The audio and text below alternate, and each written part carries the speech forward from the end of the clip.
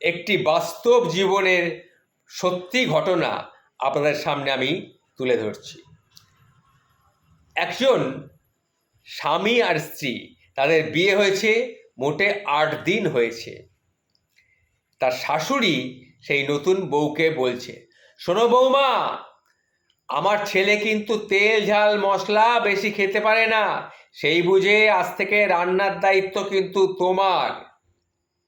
সকাল 8টায় ছেলে বেরোয়, আমি এতদিন ওর টিফিন ঠিক সময়ে করে ওকে অফিসে খাইয়ে ঠিকমতো খাইয়ে অফিসে পাঠিয়েছি।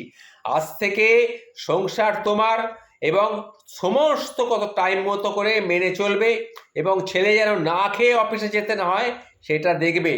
হ্যাঁ, আর একটা কথা শোনো, আমার ছেলে ওই বড়ই হয়েছে, ওর ছেলে মানুষে কিন্তু এখনো যায়নি, জলটাও সে গড়িয়ে খেতে পারে না, এখনো তাকে জলটাও এগিয়ে দিতে হয়, তবে ও জল খাবে। তাই হোক, আজ থেকে আমার ছুটি, সময় মতো সব কিছু ওর করে দিয়ে ওর অফিসে যাওয়ার সময় জাঙ্গিয়া গেঞ্জি ওয়ালেট বেল্ট রুমাল যা যা লাগে সব ঠিকমতো গুছিয়ে রাখবে। অফিস যাওয়ার সময় যেন কোনো অসুবিধা না হয়, তাহলেই কিন্তু রণমূর্তি ধারণ করবে ও, এই তোমাকে বলে দিলাম, এসব যেন মনে থাকে। বিয়ে হয়েছে সবে 8 দিন, 8 দিনের মাথায় ঘরের বউকে, নতুন বউকে এই কথাগুলি বললেন তার শাশুড়ি মা।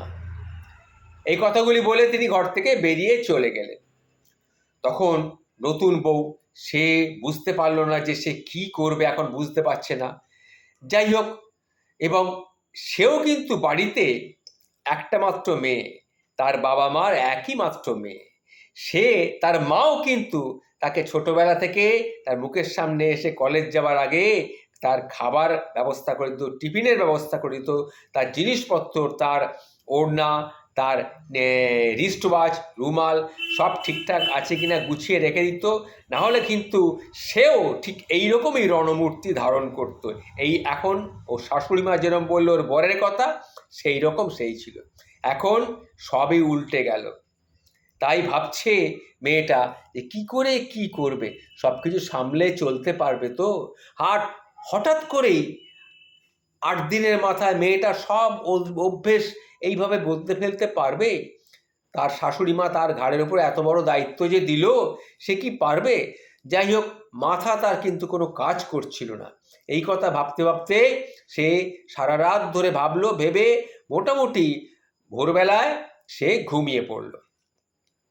পরদিন চোখ খোলা মাত্রই ধড়ফড়িয়ে উঠল, মোবাইলে চোখ রাখতেই চক্ষু চড়ক গাছ, দেখলো সকাল 9টা বেজে গেছে।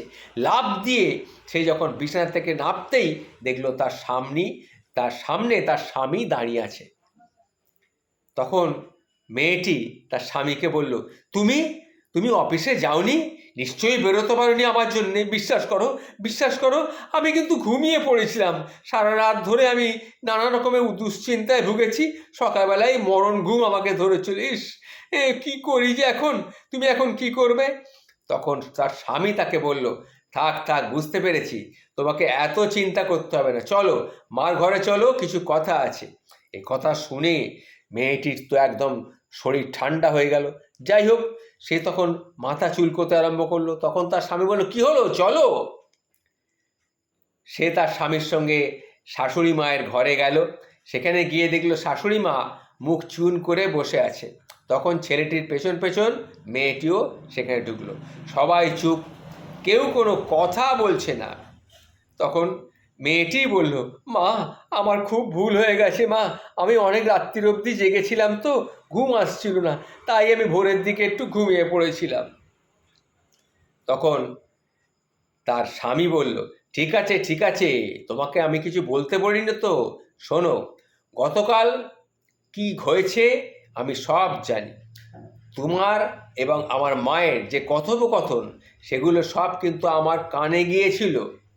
মা, তোমাকেই বলছি, এই মেয়েটা আমার থেকে 4 বছরের ছোট, আমি তোমার কাছে এখনো সেই ছোট আছি, তাহলে এই মেয়েটা কি হঠাৎ বড় হয়ে গেল? কি কি করে হলো মা এটা?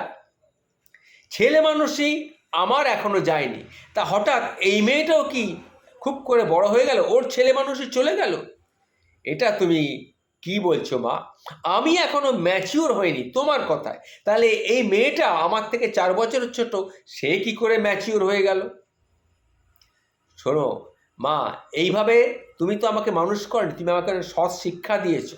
সুতরাং আমি তোমাকে বলছি, তোমাকে কিছু দায়িত্ব নিতে হবে না, কারণ আমরা দুজনে মিলে যেভাবে পারবো সেভাবেই চলবো।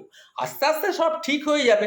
কিন্তু তাই বলে আমি তো এই মেয়েটির ওপরে এত অত্যাচার তোমাকে করতে দিতে পারি না, তুমিও করবে না, কারণ তুমি ওর মা।